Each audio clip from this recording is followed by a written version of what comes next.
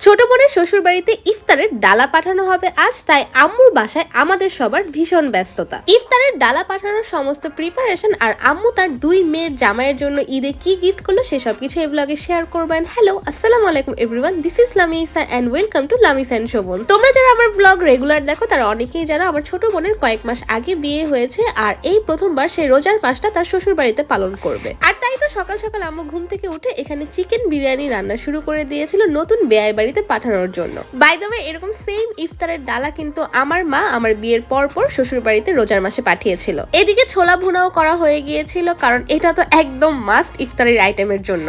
আচ্ছা, লাস্ট একটা ব্লগে আমি কিন্তু তোমাদের সাথে শেয়ার করেছিলাম যে কিভাবে পেস্ট্রি শিট দিয়ে চিকেন রোল বানিয়ে ফ্রিজে রেখে দিয়েছিলাম। তো সেখান থেকে কিছু পুর এক্সট্রা রয়ে গিয়েছিল, তো আমি চিন্তা করছিলাম যে এই পুরটা দিয়ে রোল না বানিয়ে এখন আমি কয়েকটা সমোচা বানিয়ে নিব। সত্যি কথা বলতে রোল বানানোটা আমার কাছে বেশি ইজি মনে হয়েছিল, কারণ সমোচার এই শেপ দেওয়াটা আমার কাছে কিছুটা প্যারা লাগছিল। আচ্ছা, আমি যতটুকু জানি অনেক জেলাতেই আছে ইফতারের জন্য বেয়াই বাড়িতে একদম কাঁচা বাজার করে পাঠিয়ে দেওয়া হয়, তবে আমাদের এই দিকটায় যেটা করি আমরা রান্না বান্না করে একদম সুন্দর করে ডালা গুছিয়ে তারপর কিন্তু বেয়াই বাড়িতে আমরা পাঠিয়ে দিই। এসব কোনো কিছুই কিন্তু একদম বাধ্যতামূলক নিয়ম না, যে যার মন মতো করে আর কি।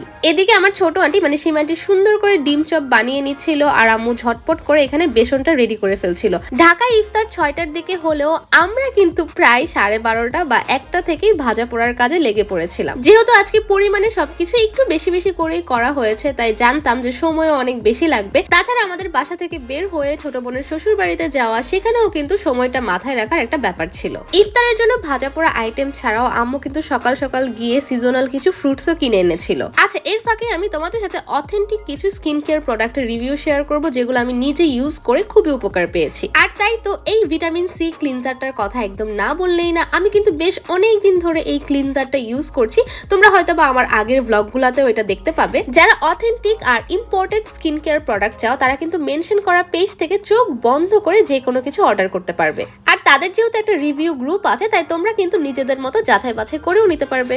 এখন ভিটামিন সি সিরামটা অ্যাপ্লাই করতে করতে তোমাদের সাথে ঈদ অফার শেয়ার করি। তোমরা যারা এই রোজার মধ্যে 1600 টাকা বা তারও বেশি টাকার কেনাকাটা করবে তাদের জন্য কিন্তু রয়েছে ফ্রি ডেলিভারি চার্জ।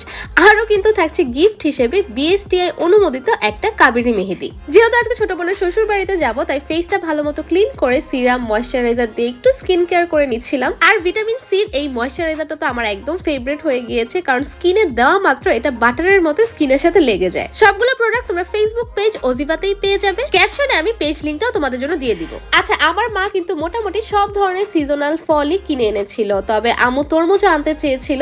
তবে তরমুজের ব্যাপারটা হচ্ছে এখন যে তরমুজগুলো পাওয়া যাচ্ছে বেশিরভাগই ভিতরে লাল হচ্ছে না, দেখতে ভালো লাগছে না, খেতেও মজা লাগছে না। তাই আমি আম্মুকে বললাম তরমুজ এখন দেওয়ার দরকার নেই, আপাতত অন্য ফলগুলা দিয়ে দেই। আর দুপুর 3টা থেকে আমি এখানে ডালা সাজাতে বসে গিয়েছিলাম, কারণ জানতাম ডালা সাজিয়ে গুছিয়ে নিতেও কিন্তু প্রায় আধা ঘন্টা থেকে 40 মিনিট সময় লাগবে।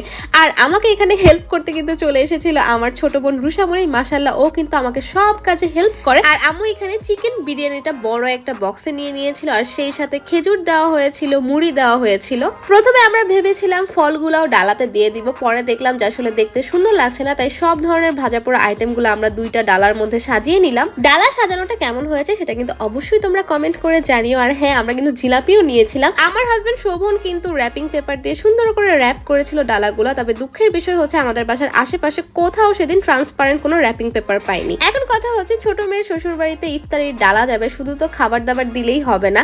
আমার মা কিন্তু এখানে ছোট মেয়ে তার মেয়ের জামাইয়ের জন্য কেনাকাটা করে দিয়েছিল। এখানে নাবিলার জন্য 2টা ড্রেস ছিল, আর ওর হাজবেন্ডের জন্য একটা পাঞ্জাবি আর একটা শার্ট ছিল। সবচেয়ে ইন্টারেস্টিং ব্যাপার হচ্ছে আম্মু কিন্তু নাবিলার হাজবেন্ড আর আমার হাজবেন্ডের জন্য 2টা একই রকম পাঞ্জাবি কিনেছিল। তাছাড়া শোভনকে কিন্তু পাঞ্জাবির সাথে এই শার্টটাও আম্মু গিফট করেছিল। আর গিফটগুলো কেমন হয়েছে সেটা কিন্তু অবশ্যই তোমরা কমেন্ট করে জানিও। তো এদিকে সময় যেহেতু হয়ে গিয়েছিল, আমরা প্রায় 4টা 4:30টার দিকে বাসা থেকে বের হয়ে গিয়েছিলাম, কারণ জানতাম ইফতারির আগে আগে কিন্তু রাস্তায় প্রচুর জ্যাম থাকে।